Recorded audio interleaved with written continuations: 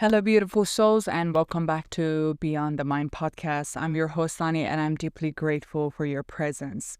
The aim of this podcast is to strip away illusions, confront the uncomfortable, and get to the truth about healing, growth, and awakening. Because I truly believe that the real transformation, the kind that changes our lives, lives on the other side of the comfort. Today, I'm going to say something that could challenge some beliefs. Modern healing culture can keep us stuck. Yes, there are amazing therapists, coaches, and teachers out there, but there's also an entire industry built to keep you endlessly working on yourself without ever feeling whole. And the truth is, a lot of what's sold as healing is just well-marketed distraction. We live in a world where self-help books, healing retreats, and online coaching programs are everywhere. But the dark side is that much of it is designed for consumption, not completion. It's a business model that works best when you keep feeling like you're not quite there yet. Let's talk about the high vibe only trap.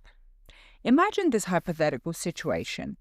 Sarah signs up for a 3-day raise vibration retreat. She's told that to think positive, only positive thoughts, and avoid low vibes, she can manifest her dream life.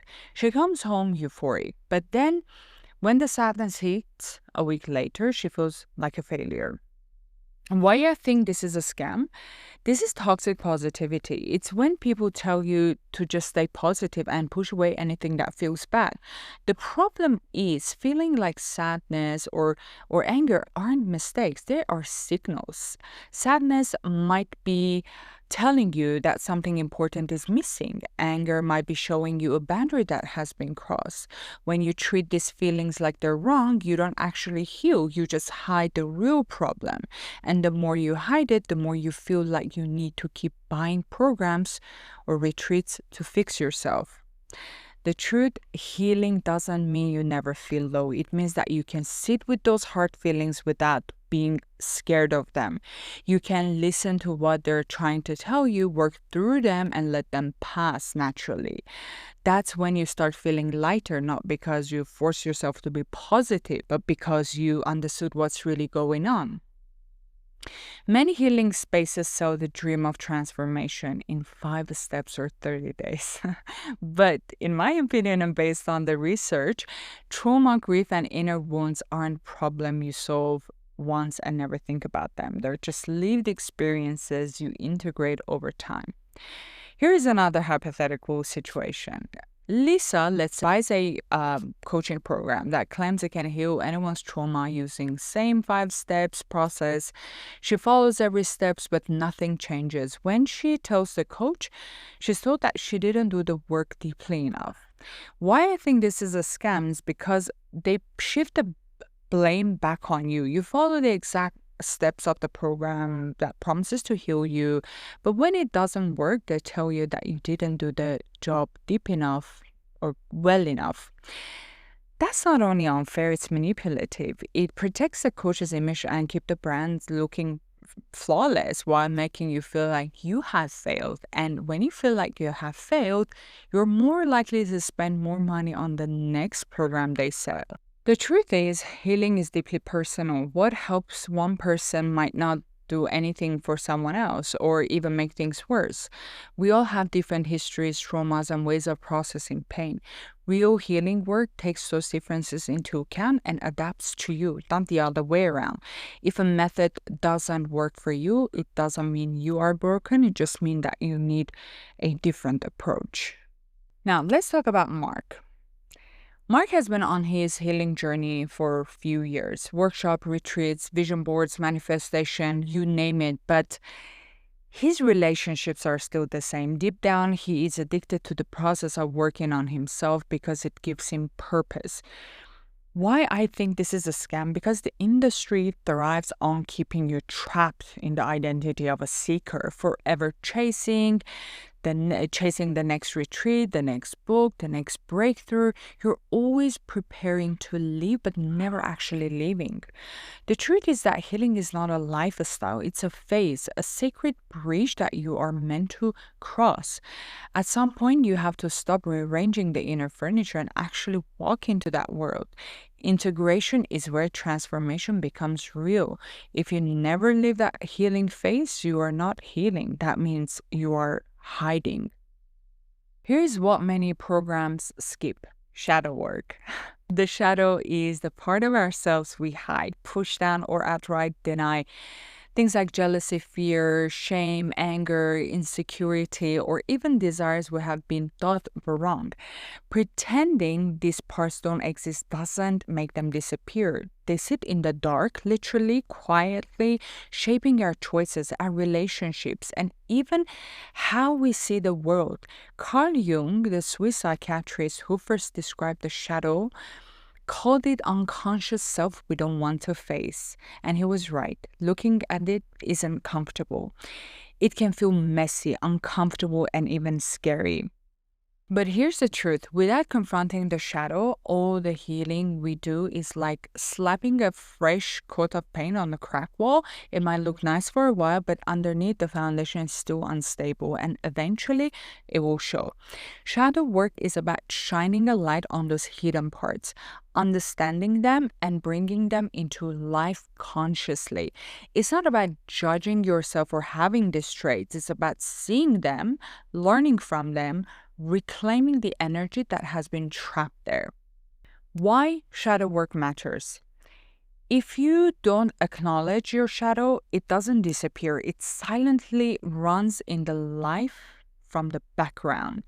It's like a hidden driver controlling your reactions, your choices, and even your relationships without you realizing it. Here is what it looks like in real life: overreacting without knowing why. You find yourself exploding over a small comment or feeling hurt far more than situation deserves. For example, your partner forgets to text you back and then you suddenly feel rejected, anxious, and angry. But the intensity isn't about them. It's tied to your old fear of abandonment buried deep in your shadows. Attracting the same unhealthy pattern, for example, is you keep repeating the same relationship or work mistakes, wondering why life feels stuck. You always seem drawn to emotionally unavailable people who take advantage of your kindness. This shadow is playing unresolved patterns from the past, making you unconsciously choose situation that feels familiar, even if they hurt. You might present one version of yourself to the world while hiding shame, anger, desires deep inside. It's exhausting and leaves you feeling disconnected from your own life. Example: you smile, you stay polite, and appear put together at work, but inside you're simmering with resentment or fear.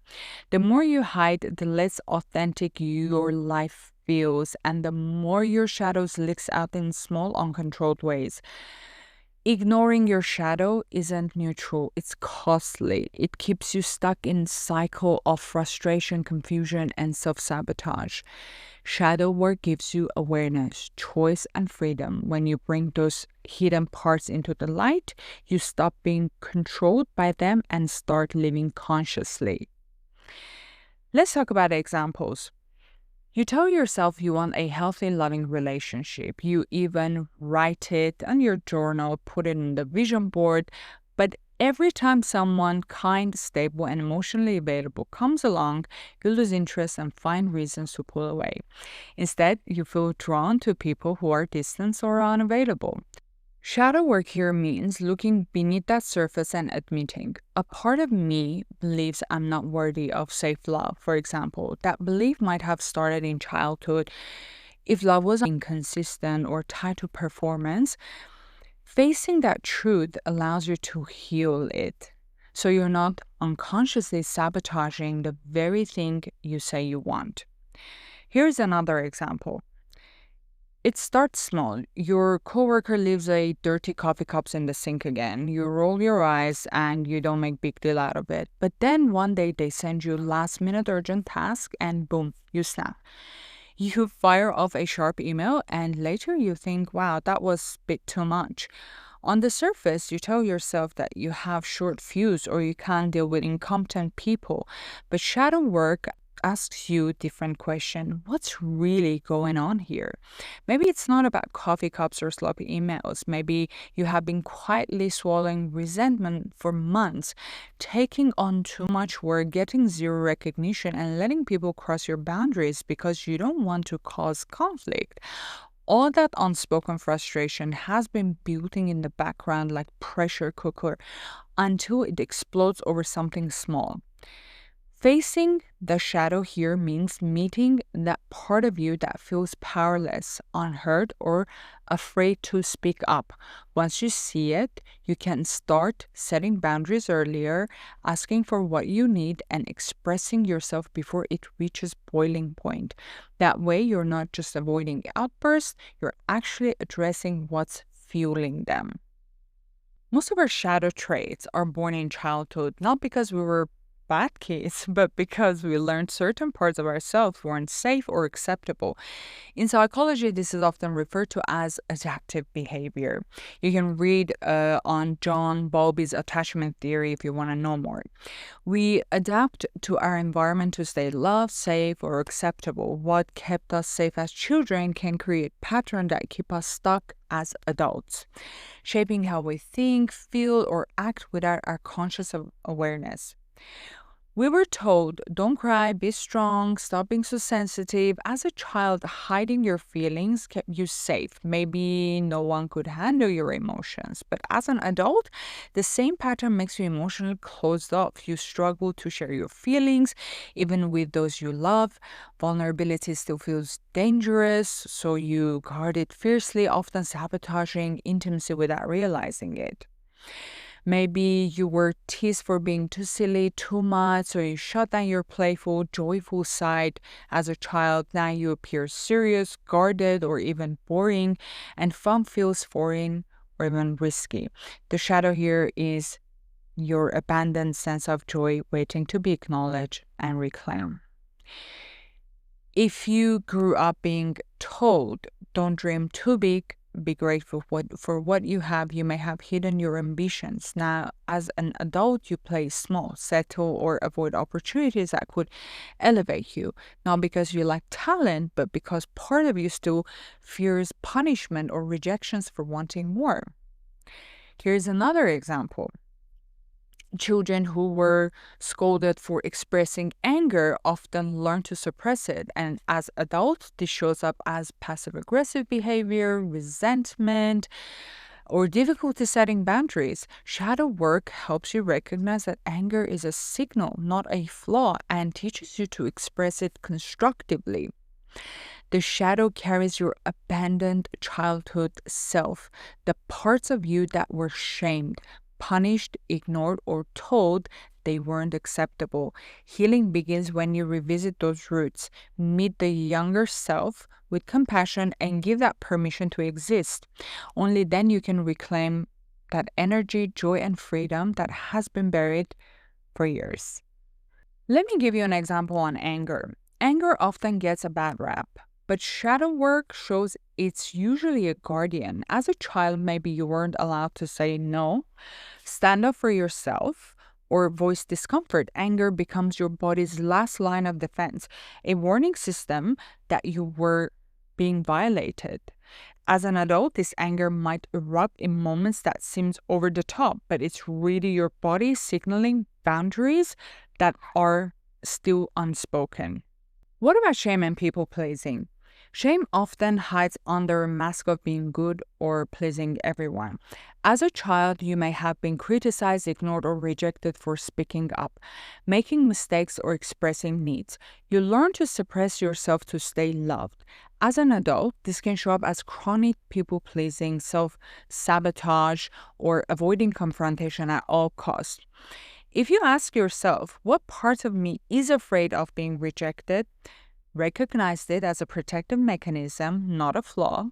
Then set small intentional boundaries, saying no to something that drains you or express an opinion honestly. The shadow is rarely the villain. More often, it's the misunderstood protector operating with outdated instruction. Dialogue with the shadow is about curiosity, compassion, and conscious integration. The more you listen, the more freedom and authenticity you can reclaim. Integration is where shadow work truly transforms your life. The goal isn't to kill the shadow, suppress it, or pretend it doesn't exist. It's about bringing it home, giving it a space, your consciousness, and letting it stop running the show from the basement. In Jungian psychology, this process is called individuation, becoming a whole, authentic person by uniting your conscious and unconscious self. Integration is not optional. It's the stage where shadow work moves from theory into real life power, creativity, and freedom. Let's take anger and boundaries. Anger is one of the first shadow traits many of us are taught to control or hide from a young age. You might have been told, don't be angry, that is bad, calm down, you're overreacting. And as a result, anger becomes this dangerous, forbidden part of yourself because suppressing anger doesn't make it disappear. Instead, it manifested in sneaky, unhealthy ways. Passive aggressive behavior, giving the cold shoulder, or making negative comments instead of expressing needs. Resentment, holding grudges silently until it poisons the relationship. Shadow work teaches that anger isn't the enemy, it's a protective signal. It alerts you to boundaries being crossed, injustice being suffered, or needs being ignored. First thing, we have to acknowledge it without judgment. Yes, I am angry and that's okay. And this is how my body is telling me that something needs attention. So how can you channel it consciously? Instead of exploding or suppressing, you can take healthy, assertive actions. Calmly saying no to something that drains you, setting clear boundaries at work or in relationships, walking away from toxic dynamics instead of internalizing the pain. Integration releases the anger constructively, transforming what once felt dangerous into power, clarity, and protection. Example in action. Instead of silently fuming when a colleague dismisses your idea, you can say, I feel unheard right now, and can we revisit this conversation so my perspective is also considered? The shadow stops controlling your reactions and instead becomes a guide for conscious action, teaching you when to protect yourself, when to speak up, when to step back. Integrated anger isn't destructive, it's your inner compass pointing towards truth, justice, and self-respect. The fire that once was scary, now it's becoming that force that protects you. Integration is a graduation from shadow work, the point where you can look at yourself and say, yes, this part of me exists and I can choose how it shows up. It's not about perfection. It's about conscious choices, freedom, and wholeness. When you integrate your shadows, life no longer unconsciously pushes your buttons. You respond from clarity, power, and presence. The way out of these traps, the endless courses, retreats, and next level self-help loops is soul-aligned self-love. This isn't the Instagram version of self-love with affirmation and crystals. It's the deep, sometimes messy, loving all of you kind of self-love, including the parts of you that are hidden, denied, you're ashamed of, your shadows, your anger, grief, and impulses. Self-aligned self-love means slow down and feel. Give yourself permission to be fully present with your emotions, the sadness, the fear, the anger, and even the boredom. These emotions aren't the problems to fix. They're pointing you to what needs attention. For example, instead of scrolling through your phone to escape anxiety, sit down with it for 5 minutes and think about it. What is this feeling trying to tell me?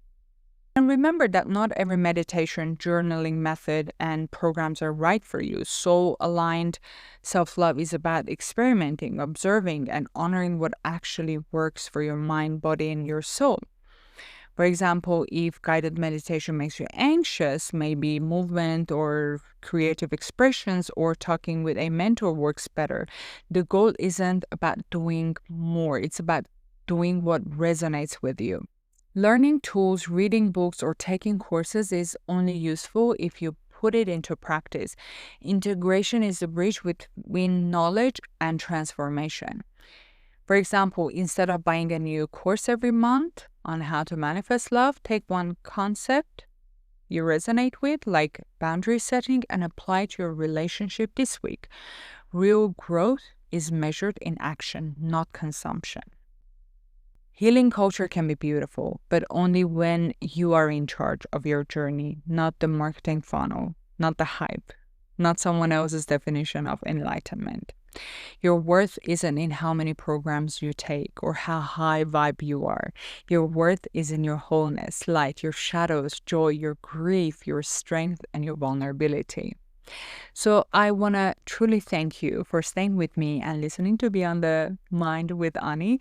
If this episode resonated with you, please share it with someone who could benefit from it. Subscribe and leave a review so I know what you think. And remember, real growth isn't in how much you consume, it's in how deeply you live it, feel it, and integrate it. So thank you again, and until next time, stay real, stay bold, and always go beyond the mind.